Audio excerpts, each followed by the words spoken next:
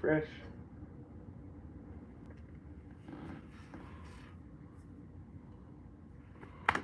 Drum roll, please. Oh, come on, work you.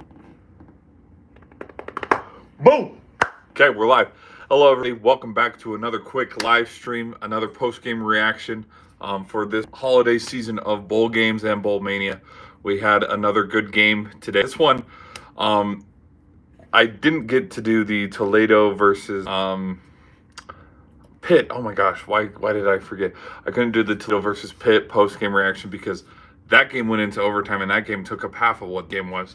So the whole first half and what even started K-State in the hole originally at halftime when they were down, I missed all of that. I saw like from halftime breaks because they do, hey, like a quick studio update because the Pitt game went an extra hour and a half.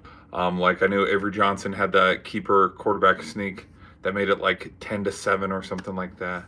And then, but saw like 2 plays and then it was instantly halftime because again, that Pitt versus Toledo game went long into the first half of this bowl game. And so the coming out of the second half and the third quarter and all that, the only thing that I got to see was them being down. I think it was just the 1 touchdown possession game, and then it turned into a 3 possession game where at one point in this game going into the fourth, things looked pretty drastic. It looked pretty like, I don't know if K-State, like offensively, they've been doing pretty bad. They can't get anything going. Their defense isn't stopping anything. This thing was a 17-point game one time. But then K-State's get their offense going. Edwards had a lot of, big time plays. He had 3 touchdowns, which from the MVP in this game. He had, I think the last touchdown was the one that sealed it to make this thing 44-41. That gave them ultimately the win in the end.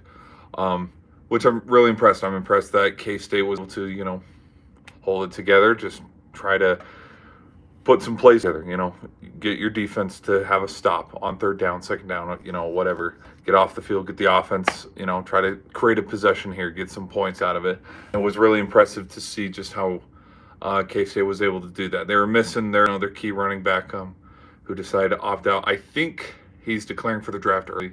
I will have to double check on that, but what's really impressive is to see just this young State team, young Johnson, be able to, keep his poise, being down that much and come and win. Because how many close games have they won this season? For me personally, I had K-State. Like, here's an overall. So that's my review on the game. It's really impressive that they were able to come back from 17 and beat the RUTGERS, because RUTGERS were no slouch either in their own Big Ten schedule and season. Things did derail a little bit after the Wisconsin game when they got absolutely blown out. But then so then for just my thoughts on the K-State season and as a whole, I had them in 3rd place in the Big 12 preseason picks. My own Big 12 championship prediction was Arizona versus Utah, and that went absolutely nowhere. But to just kind of see how, this is definitely a season that they can grow on. This is definitely something that they can adapt and get better for next season. And I think for K-State personally, I would say their season kind of, like they talked about a little bit on the broadcast, but when you lose 3 out of your last 4 games, like you can be in the hunt a little bit, like where Colorado was and a little bit where BYU was, where you can make a push to try to get to the Big 12 championship game. Because once you get to the 12 championship game, if you win, you're in the college football playoff. Like it's anybody's ballgame. Look at State, Arizona State, Oregon, so on and so forth. Because you automatically qualify, the rules. And so, like, there's a moment there where K-State could have made a little bit of a push in the middle of November. But, yeah, when you lose 3 out of your last 4 games, and it all started when Arizona State came to town and put 21 on them in the first quarter, I think it was. And at one point in that game, after I think Xavier, it was Tyson. It was Tyson. Tyson had his touchdown at that, like a 3, because Scat had a touchdown. I think Levitt kept one on the ground, but like it was 21-0 at one point for Arizona State over Kansas State.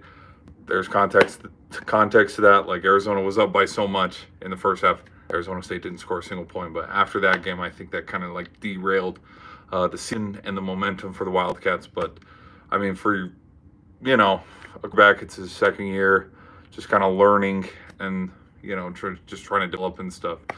Like, there's no, the word I'm looking for, like, there's no bad things to take away from this season. There are a lot of high expectations, obviously. I mean, I had them being a 10-win team, 11-win, potentially playing for a bigger bowl game, like an Orange Bowl type game, you know, Fiesta Bowl. But I mean, it's only growth. It's only things that they can learn from.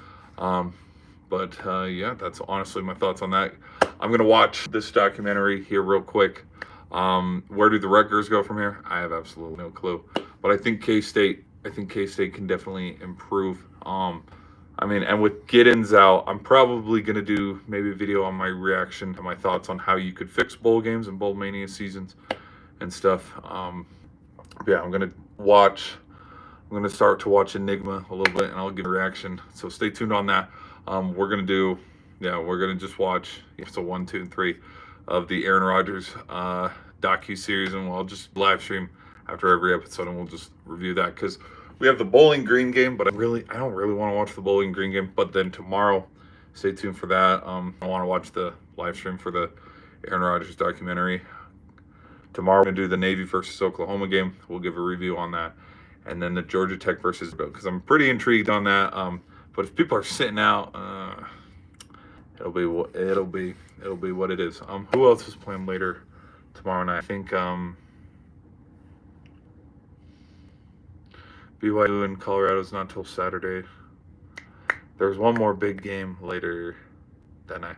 I'll look it up, but anyways, stay tuned, guys. I'll catch you in the next one.